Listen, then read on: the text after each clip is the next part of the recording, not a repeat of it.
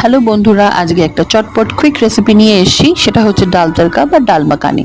তো প্রথমেই 4 রকমের ডাল, এখানে মুগ, মসুর আর তড়কার ডাল আর একটু মটর ডাল, এটাকে ভালো করে ধুয়ে তারপরে ভালো করে সেদ্ধ করে নিয়েছি। এরপরে কড়াইতে দেওয়া হয়েছে রসুন ফোড়ন, রসুন ফোড়নের পর দেওয়া হচ্ছে টমেটো ফোড়ন। আপনারা যদি চান এখানে অল্প করে একটু পেঁয়াজও দিতে পারেন, তবে আমি দিইনি।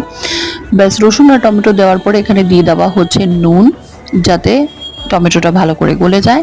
এবার একটু নাড়াচাড়া করে তার মধ্যে দিয়ে দেওয়া হচ্ছে হলুদ গুঁড়ো আর লঙ্কার গুঁড়ো, মশলার মধ্যে এই দুটোই। তারপরে ভালো করে মশলাটাকে কষিয়ে নিতে হবে। ভালো করে মশলাটা কষিয়ে নেওয়ার পরে যে ডালটা আমরা সেদ্ধ করে রেখেছিলাম, যার মধ্যে মসুর, মুগ আর মটর ডাল আর তড়কার ডাল, এই 4টে ডাল মিক্স ছিল, সেটাকে ভালো করে সেদ্ধ করে এবার ওই কষানো মশলার মধ্যে ঢেলে দিতে হবে। ঢেলে দিয়ে ভালো করে নাড়াচাড়া করতে হবে। যখন একটু